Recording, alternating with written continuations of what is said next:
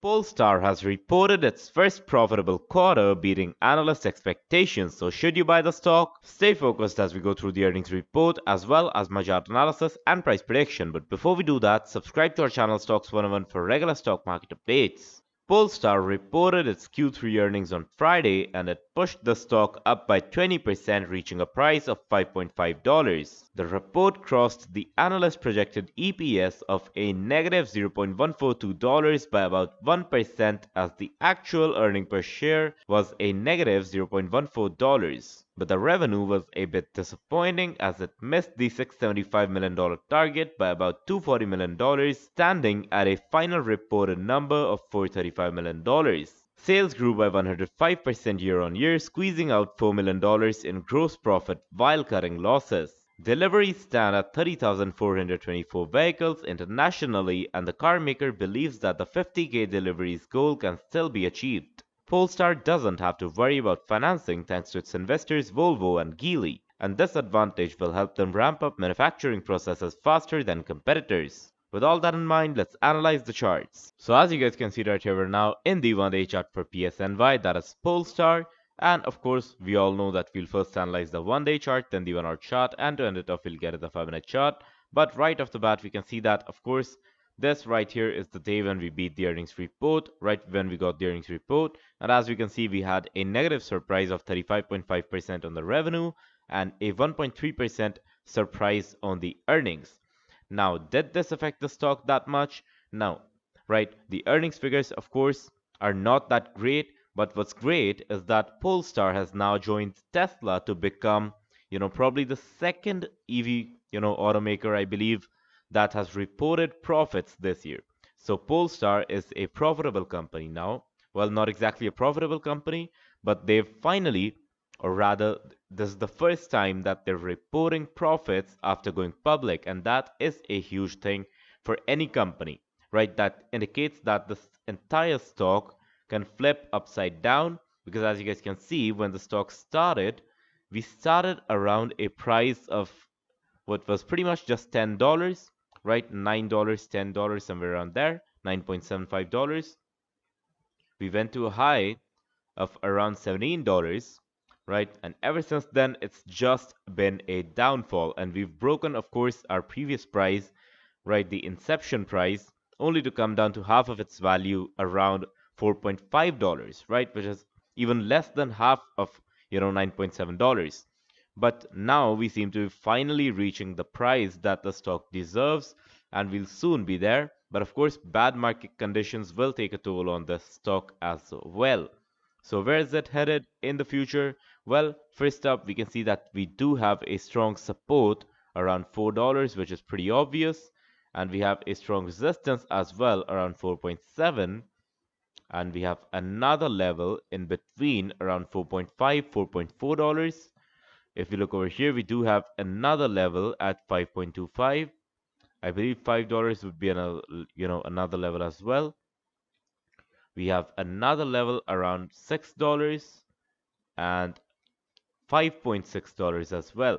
So in this range, we don't really have an important level. So what will happen on Monday? Well, it will depend on the overall market conditions. But of course, considering the fact that we got a massive gap up, we probably, might get at least a gap down for some pullback effects, right? Because of course, we need a pullback after a massive gap up or a massive, if it's a green candle, we need a pullback. If it's a big red candle, we need a small breather.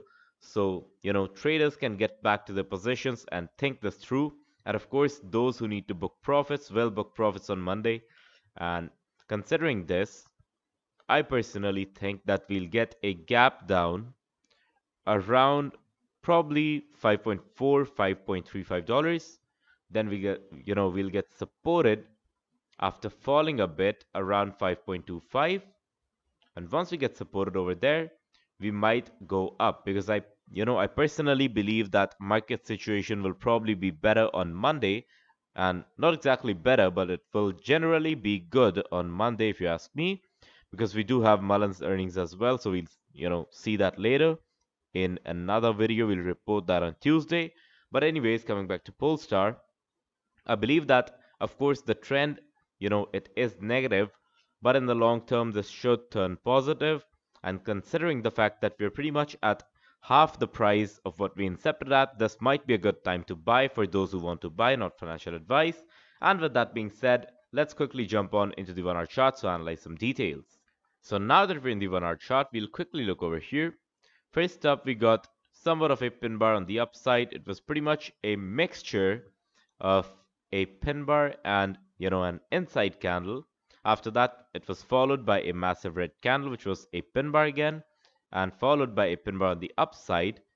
So this pretty much was a very confusing yet, indecisive day, I would say, because of course we can see that we did not get a specific decision. We just kept hitting support and resistance prices and squeezing into this range, and we finally made this small spade pattern, if you ask me. If we analyze the previous performances as well, why did I draw that? I'm sorry for it. We can see that over here, for example, we were kind of squeezing into this range, into this resistance around 4.57, 4.6, I believe, right? And we did beat that in a gap up scenario. And I believe that we probably won't get back at this range, considering the fact that the company's fundamentals and financials have now been updated and upgraded onto a better version, right? That's pretty much just what happened. So considering that, I believe that $5 should be the maximum bottom in my opinion, right? It probably is the lowest that the stock will go. Of course, in a negative scenario, it will break that as well. If bad market conditions persist, we will probably break that. But in general, or rather just from my technical aspect, I don't see the stock breaking below $5 considering its increased valuation. I believe this is enough for the 1 hour chart, so let's quickly jump on into the 5-minute chart to see the real deal. So now that we're in the 5-minute chart, we have a lot of stuff to analyze. First, we can see that over here we got a reversal pattern which was successful, right? We were falling down, we got a pin bar on the upside which was red, a pin bar on the downside which was green.